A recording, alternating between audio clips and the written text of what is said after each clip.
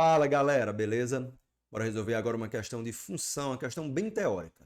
Mas antes, se inscreve no canal, dá joinha no vídeo e ativa as notificações. Bora lá. Sobre a função f de x igual a 3x menos 5 sobre x menos 2, é incorreto afirmar que. E aí ele dá uma série de alternativas sobre essa função e a gente vai começar pela letra B, tá? Porque conhecendo a função inversa, a gente vai conseguir responder melhor as outras alternativas. Então, bora lá. Letra B. A função inversa de x é igual a 2x menos 5 sobre x menos 3. Bora lá. Galera, para calcular a função inversa, se eu tenho f de x igual a 3x menos 5 sobre x menos 2, a função inversa, eu vou colocar a função inversa onde tem x e onde tem a função, eu vou colocar x. Vê só. Então, onde tem f de x, eu vou colocar x, é igual a... E onde tem x, eu vou colocar a função inversa. Sobre...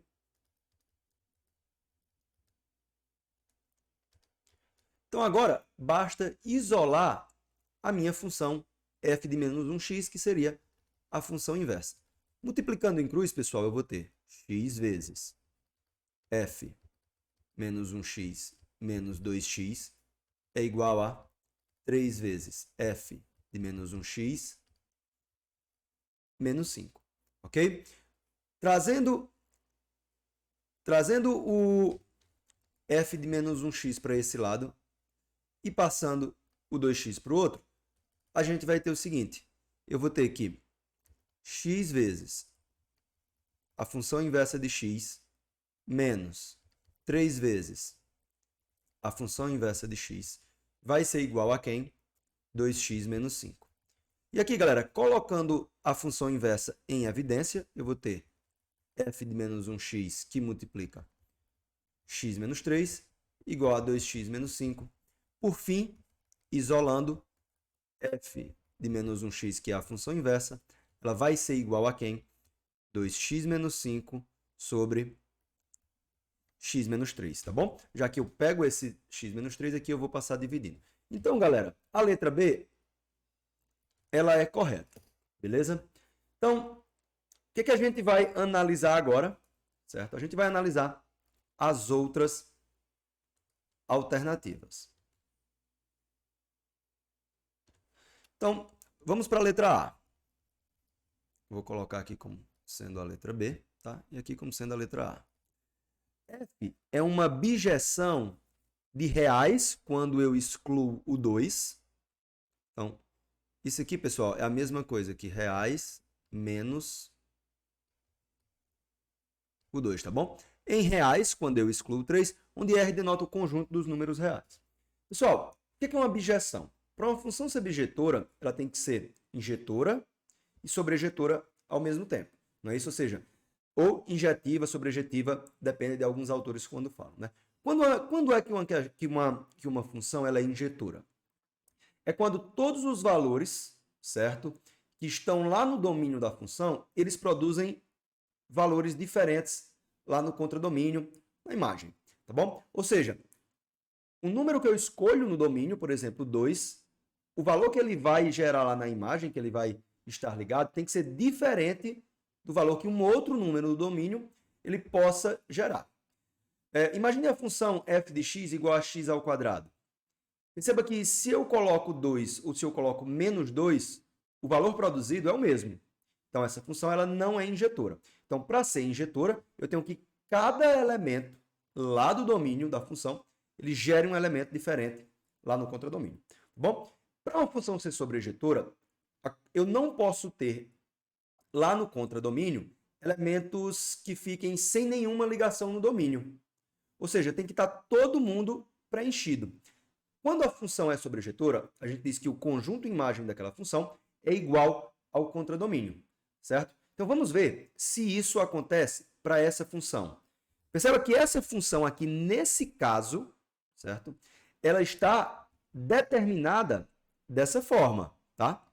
Então, a função f é uma função que ela parte de onde? De R menos o 2. E o contradomínio dela são os números reais menos o 3. Por que é que o 2 está aqui, né? É simplesmente, pessoal, porque o 2 ele não faz parte do domínio da função f. Ora, por que não faz? Porque lembra que o domínio são todos os valores que eu consigo colocar para x, de modo que a função exista. Tá? Só que se eu colocar x igual a 2, eu vou ter um zero no denominador. E aí essa função, né, não vai existir. Então eu não posso ter o 2. Então é por isso que o domínio dessa função f, certo?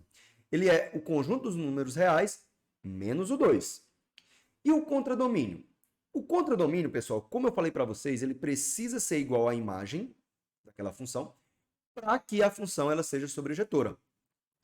Então, na letra A, ele já deu o nosso contradomínio para que a gente possa analisar a imagem. E se a imagem da função ela for igual ao contradomínio, então a gente terá sim uma função sobrejetora. Tá bom? Aqui, uma outra coisa importante que a gente deve lembrar é que o domínio da função inversa ele é igual à imagem da função. Tá bom? Então, vê só. Quem é que é o domínio da função inversa? Se a gente analisar aqui, o domínio da função inversa será quem? Ora, são todos os números reais menos o 3. Porque eu não posso colocar o 3 aqui no x, porque a gente teria a mesma coisa de lá. Então, o domínio da função inversa, ele é igual aos números reais. Deixa eu só ajeitar um pouco aqui o tamanho. Os números reais menos o 3. E isso aqui vai ser igual à imagem de f. Tá bom? Isso aqui é uma relação que a gente aprende quando a gente estuda essa parte de função inversa, domínio, contradomínio e imagem. Tá bom? O domínio da função inversa ele é igual à imagem da função f, da função original. Então, vê só, o que foi que a gente acabou de descobrir aqui? A gente descobriu que a minha imagem, certo? A imagem de f é igual aos reais quando eu tiro o 3, justamente porque é igual ao domínio da função inversa, que é os reais menos o 3. Tá? E o contradomínio, a questão já nos diz quem é o contradomínio. Ó. Então, a imagem de f é realmente igual ao contradomínio de f. Então, isso é uma função sobrejetora. Tá bom? É uma função injetora? É sim. Essa é mais tranquilo, pessoal, de a gente descobrir por que é uma função sobrejetora. Porque qualquer valor que eu ponho aqui em x, certo? Qualquer valor que eu coloco aqui em x, eu nunca vou ter um valor igual para dois x diferentes, tá? Lembra que eu estou excluindo o 2. O 2 ele não pode ser contado. Então, se eu coloco x igual a 1, menos 1, 0, 4, menos 4, 5, eles sempre vão me produzir resultados diferentes, tá bom? Então, a função é injetora, como a gente viu agora, e a função é sobrejetora, como a gente viu agora há pouco, porque a imagem é igual ao contradomínio. Então, a nossa letra A, ela também está correta, tá? Vamos agora para a letra C. O domínio da função inversa f de menos 1 é o conjunto R quando eu excluo 2. A gente acabou de ver que não é, pessoal? Quem é que é o domínio da função inversa? É todo o conjunto real, mas aí a gente tem que excluir lá do domínio o 3, porque o 3 ele não pode entrar aqui no nosso jogo, tá bom? Ele não pode aparecer no denominador da função inversa. Então, o domínio da função inversa é conjuntos reais quando a gente exclui o 3 e não o 2. Então, por isso, a letra C está errada. A função f é uma função injetiva. É sim como a gente viu, não é? A gente já analisou, para a gente analisar a questão da abjeção, a gente analisou a injetividade. A gente viu que f é assim uma função injetiva. E por fim, a imagem de f é o conjunto reais quando se exclui o 3. Não é? A gente não viu que a imagem da função é igual ao domínio da função inversa? E quem é que é o domínio da função inversa? Está bem aqui, ó. É o conjunto dos reais quando a gente exclui o 3. Então, a única alternativa que está incorreta é a alternativa letra C. Por isso é a nossa resposta.